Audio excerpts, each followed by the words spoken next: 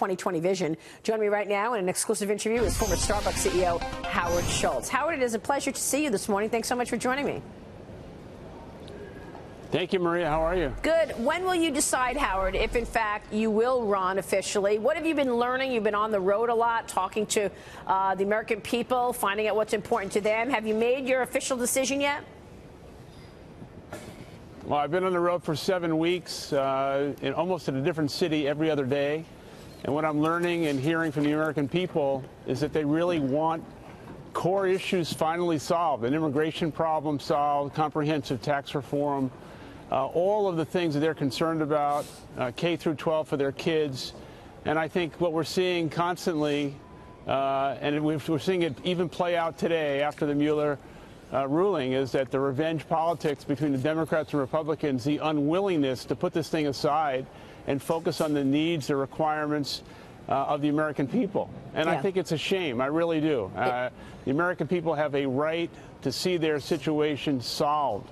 And the Democrats and Republicans are more interested in fighting with each other than taking care of the American people. That's what I'm listening and hearing, and that's why I'm considering running for president as a centrist independent. Well, you make a really good point, Howard, and you have found that path where most Americans are, hanging out in the middle. You might lean to the right on some issues, lean to the left on other issues, but pretty much moderates hanging out in the middle. Let me ask you about that Mueller situation. Let me start there, then I want to get your take on a lot of these policies that we're hearing about from your colleagues on the right and the left. What was your reaction to what took place, where in the last 2 years all we've been talking about is this craziness over Donald Trump colluding with the Russians, and we know that it was a made-up lie, Howard? Well, for the last 7 weeks, as I've traveled the country, the American people have not asked me about that investigation. And I think to see the President of the United States now kind of spiking the ball and celebrating the fact that there wasn't collusion, and now the Democrats unwilling to let it go. This is just another prime example of the fact that we are not seeing the government work on behalf of the American people. I mean, there's so many issues that need to be solved, not the least of which is our standing in the world. As you know, I was at AIPAC yesterday because it's in our national interest to support Israel and to support AIPAC, especially at a time like this. But there's so many issues that require leadership, common sense, and what we're seeing every single day is the ideology on both sides that are preventing collaboration and compromise on behalf of the American people. And I think the American people, honestly, Maria, are disgusted and exhausted and embarrassed by it all. Yeah. And that's why there's such a vast majority of Americans who are willing to listen to what I have to say and are quite enthused, because given the choice between re-electing Donald Trump and a socialist Democrat on the other side, I think there's a great opportunity, if I decide to run for president, to get to 270. Yeah. Well, let's talk about some of these policies, because they sure feel socialist on the left. This Green New Deal getting its first vote on Capitol Hill today. The Senate scheduled a procedural motion. Democrats, who are expected to block it, Majority Leader Mitch McConnell says that he wants to get 2020 candidates on the record. You've been on the record on the Green New Deal, right? I have been. I think once again, I find it so insincere that either party would be floating ideas that they know are not possible. So when the Republicans today came out and the president came out and said he wants to eradicate the Affordable Care Act, where is the solution? Where are they going as a result of that? On the Democratic side, the Green New Deal is fantasy.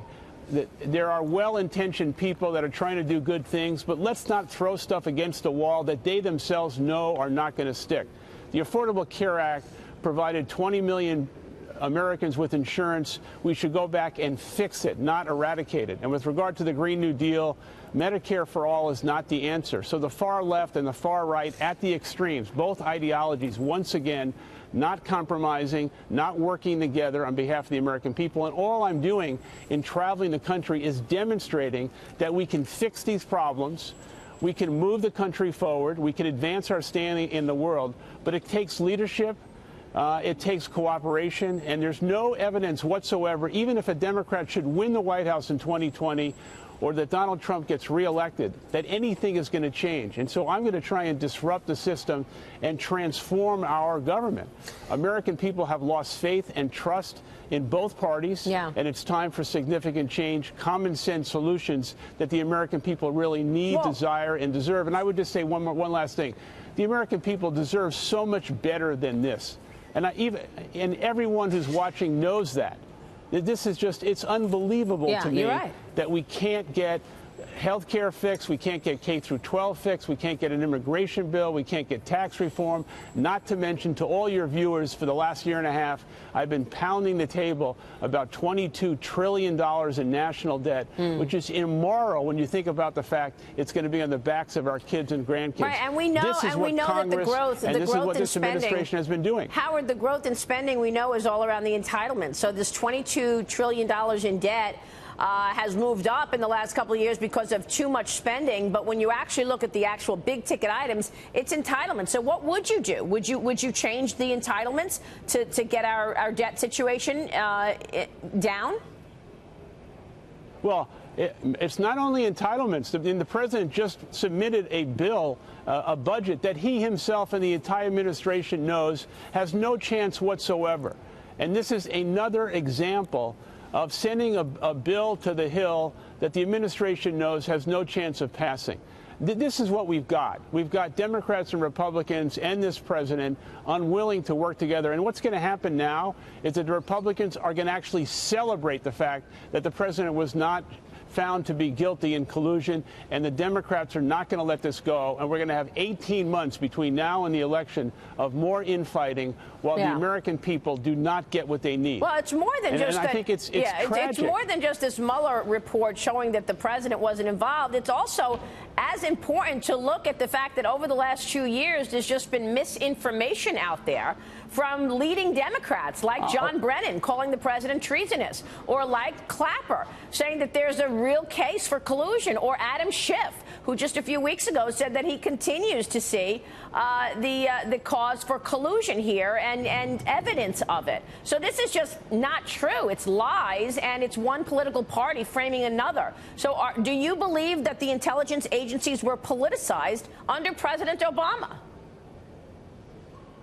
Well, I think on both sides what we've seen is a complicit nature of both sides unwilling to respect the other side. And I agree with you. Things have been said by the Democrats that obviously were not true.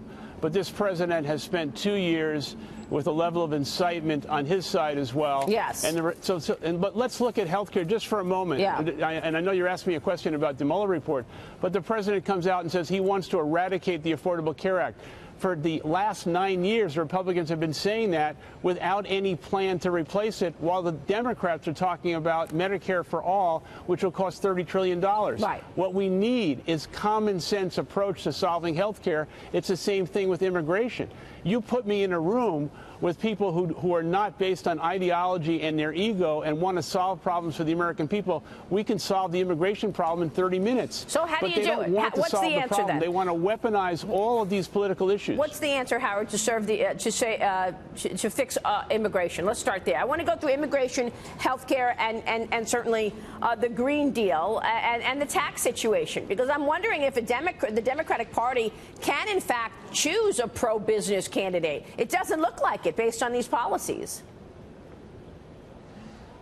Well, if you want to go back in history, both President Bush and President Obama, a Republican and a Democratic president, both presented to the opposition an immigration bill, and in both cases it was killed. So that was evidence over the last 10 years that both parties would rather weaponize the issue than solve the problem.